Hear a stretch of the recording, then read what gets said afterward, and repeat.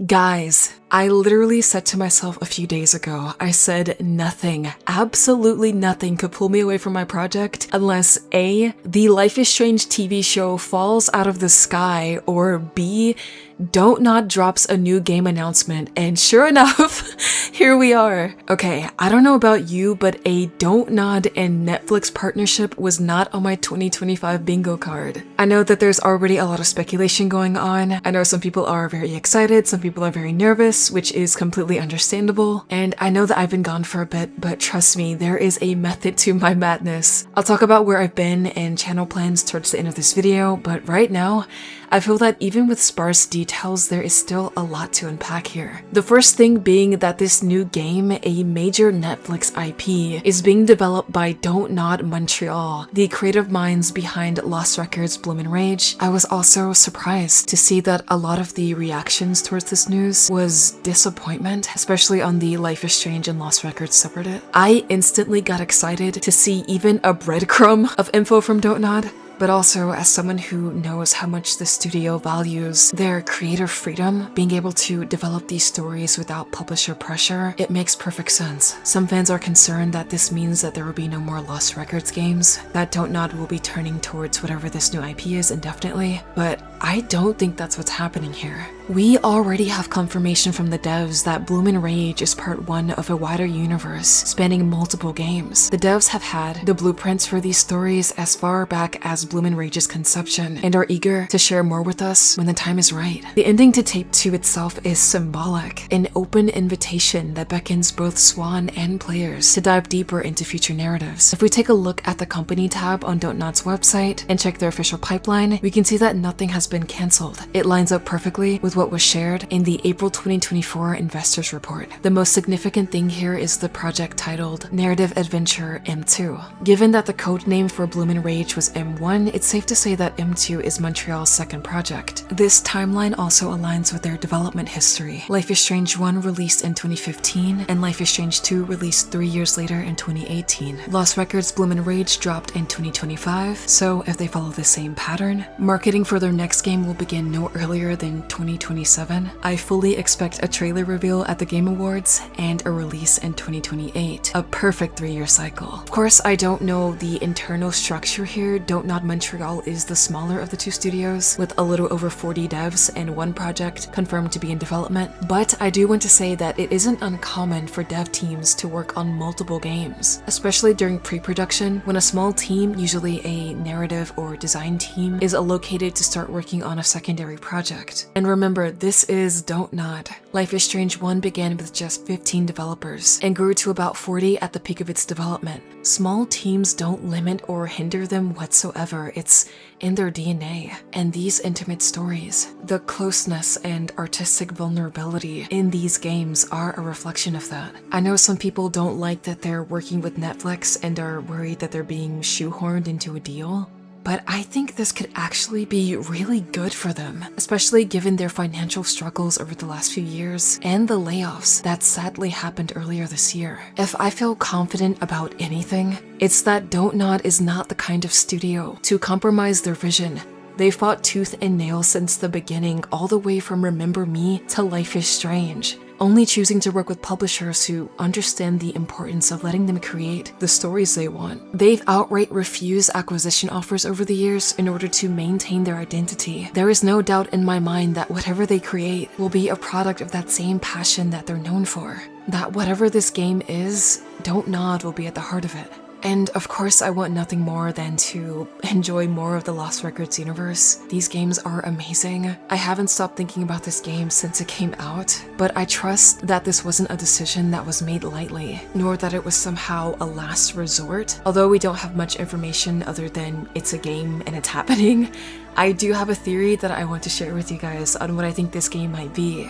You ready? You ready? Okay. If I had to take a wild guess at what I think this game is going to be, looking at Don't Nod's track record, the major IPs that I think would actually make a good game, and my own fantasies, I think that the most likely candidate for a new Don't Nod IP is Money Heist, aka La Casa de Papel.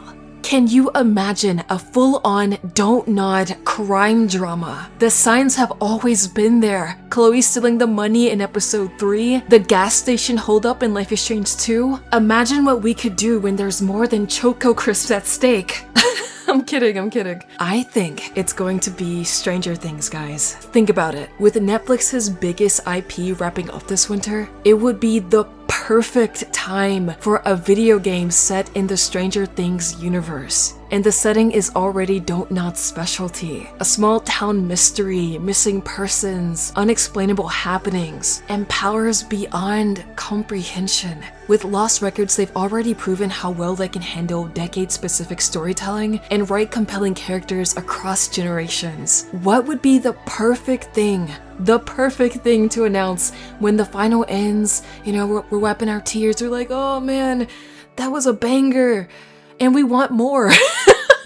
A Stranger Things video game. It would sell like hotcakes. A breakout hit is exactly what Don't Nod Montreal needs to continue making their original IP, and a Stranger Things game could not only potentially be that and bring security to the studio, but it could even in turn bring more attention to Lost Records. This would help them expand the scope of the Lost Records universe and fund future games. Again, Don't Nod will always tell the stories that they want to tell. I don't think that Lost Records being on a smaller scale financially means that the franchise is dead. What I do think is that with the success of whatever this game may be, Lost Records will be better off for it. Don't Nod Montreal, like most game companies, are just expanding their horizons. For my fellow Telltale fans out there, you know that when the right IP meets the right studio, it can be dynamite. The Wolf Among Us, Tales from the Borderlands, The Walking Dead game. In an interview with Don't Nod CEO Oscar Gilbert, as far back as 2016,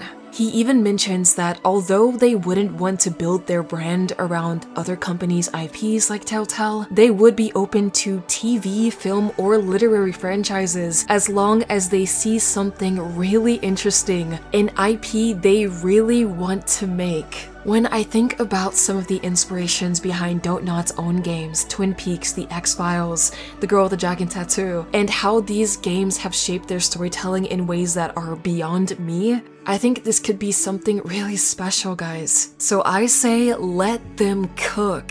The more I think about it, the more excited I am, honestly. I think I'm just glad to know that there is a new game coming. Of course, I will be covering this game extensively on the channel. Okay, before I wrap this up, I just want to really quickly say thank you so much for your patience while I've been away taking care of my health. It's been challenging, but it's also allowed me to really reflect on what I want the future of this channel to look like, and I'm excited to share an update on what you can look forward to. I've been working on my first project, a documentary on Life is Strange, its history, community, and what its legacy really means. It's more ambitious than anything I've done before, and I cannot wait to share it with you all. It's something very close to my heart, especially when it comes to my thoughts on the future of the franchise. Once my documentary is up, we'll be diving back into episodes 3 through 5 of my Easter egg series. I see your comments, and I promise that I'm eager to get back to them. There are just a few things I need to address before I can comfortably move forward with Life is Strange content again. I'll be addressing everything soon. Stay tuned for my documentary. And last but certainly not least, I am extremely grateful to have received an early copy of Dispatch from Ad Hoc Studios for the channel, and we will definitely be diving into this masterpiece as well. There are so many things to get into, but for now, if you have any theories on what this game might be, if there's a different IP you want to be adapted into a Don't Nod game, or if you love the idea of Stranger Things, let me know. Thank you so much for watching. If you found yourself enjoying this video, please consider leaving a like and hitting subscribe to help support the channel. You can expect plenty of reactions, analysis videos, and breakdowns as soon as we get more info and trailers. We've got so many good things to get into, guys. I am so excited. Thank you so much again for watching. I'm so glad to be back, and I'll see you all later. Take care, guys. Bye-bye.